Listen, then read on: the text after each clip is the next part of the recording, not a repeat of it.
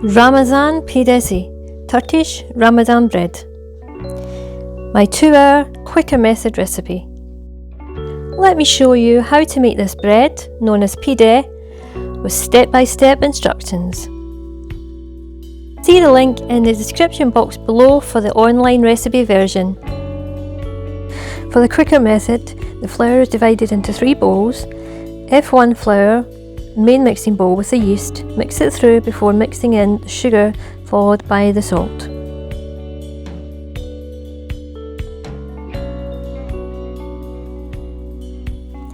Add to your tepid water the extra virgin olive oil and your egg white.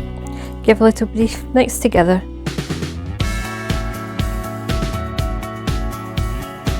Add the wet mixture to the dry ingredients already prepared in the main mixing bowl. Brief mix by hand before moving on to the stand mixer. Use the K mixing paddle on your stand mixer and mix for exactly 2 minutes. Be sure to time this stage. After the 2 minutes of mixing, add in F2, your second batch of flour, and mix again for 2 minutes.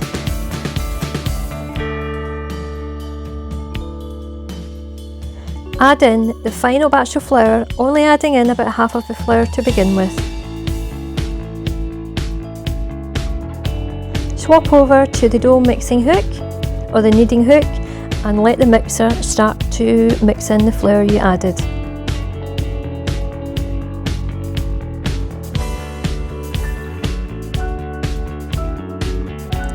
Scrape down the sides of the bowl any stray flour before adding in any more flour.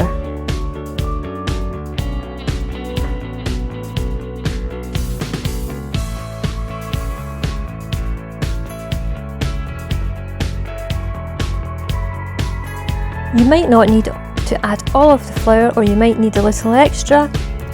Either way, you want the dough to be coming together in a rough ball, almost cleaning the sides of the bowl and just a little bit sticky.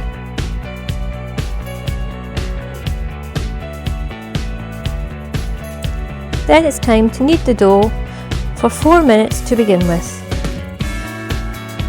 For even kneading of the dough, and because the dough tends to like to stick to the bottom of the bowl, I knead for half the amount of time, and then basically in this shot, I apologise that you will not see all of what I'm doing, but basically I am trying to tilt the dough to one side to flip it over so that we can continue kneading on the opposite side of the dough, ensuring an even knead through. Let it knead again for another 4 minutes. Alternatively, knead by hand for a total of 10 minutes. The dough sticking and stretching when you pull the dough hook up is a good indication that the dough has been well kneaded. As you can see now, it's softer looking and less sticky. Cover with a clean tea towel and leave in a draft-free place for 15 minutes. Here's how to cut paper to perfectly fit a round dish. Ensure your piece of paper is wide enough for the size of the dish. Fold in half. Make a nice tight crease. Rotate it round and make another fold in half and crease again.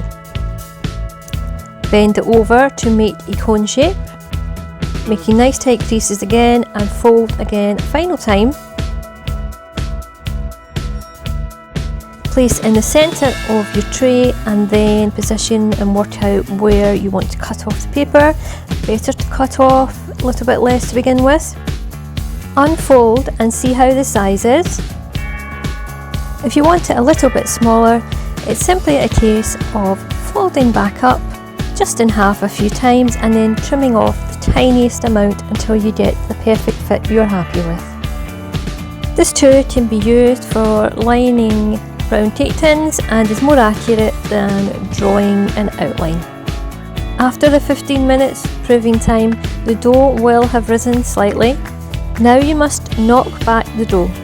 Basically, this is using your knuckles to deflate the dough.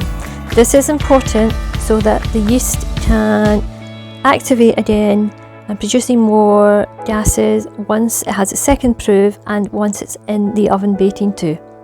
Failing to do this can result in bakes and breads that do not rise. Release the dough onto some floured baking or parchment paper.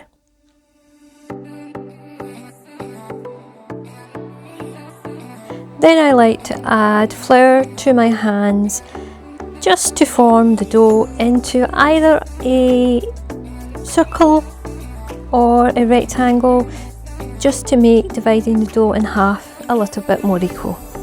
You can of course weigh the dough if you would like to do so. Well flour your knife or a bench scraper, whichever you prefer to use, and simply cut the dough in half.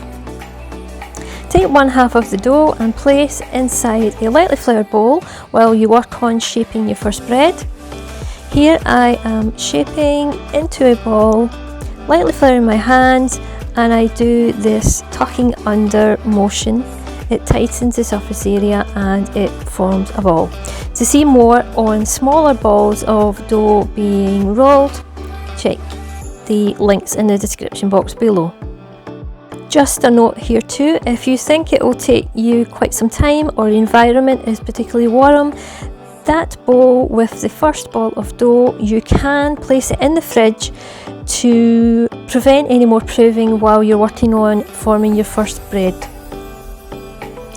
Take your prepared pizza tray or oven dish and lightly flour now. Working on the paper directly on the baking dish will mean that you're not having to move about your pide. Position the ball of dough in the centre. Then with lightly floured hands, it's a case of spreading it out from the centre outward with your palms and your fingertips. Ensure you do not make the ends thinner than the centre, so keep working from the middle out. It doesn't have to be perfect, and finger marks are fine, you won't see those later. You're aiming for a diameter of about 25 centimetres, that's 10 inches.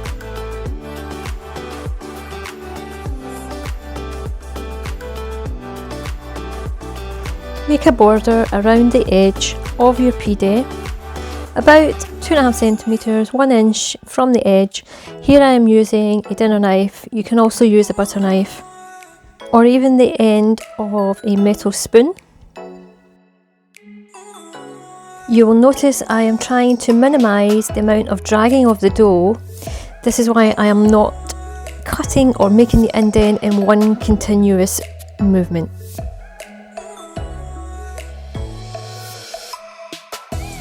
Now make your diamond pattern with lines with about, again, 1 inch, 2.5 centimetre gap in between.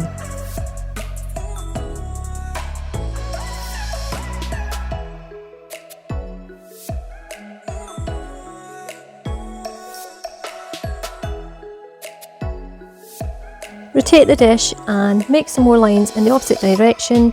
You will notice here I am pushing down rather than cutting like previously. This just ensures less dragging of the dough. Now add a splash of milk to your leftover egg yolk and brush this all over the top of your pide.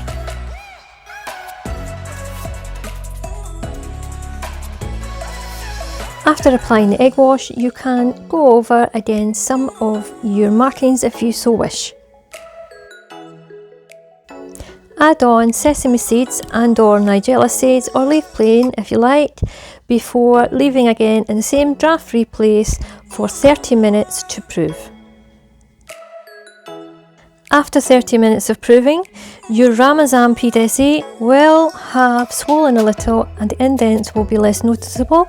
So here I am pushing down, making sure that they will actually be very noticeable once baked.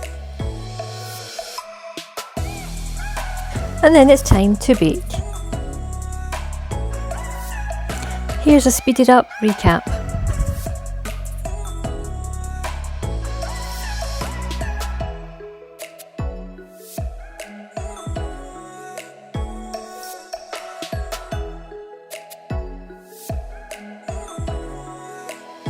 Once fully baked, your Ramazan Pidesi will be golden, well risen, very soft and fluffy on the inside.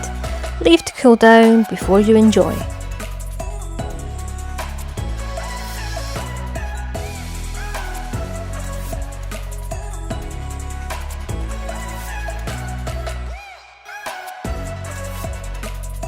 If you read the online recipe, you'll see here exactly what I was talking about when I was discussing the texture and fluffy and bounciness of the inside of the pide, which you really cannot achieve without any kneading or manipulation of the dough.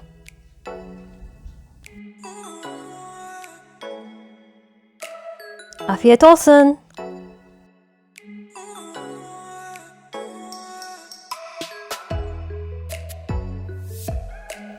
That was my favourite part.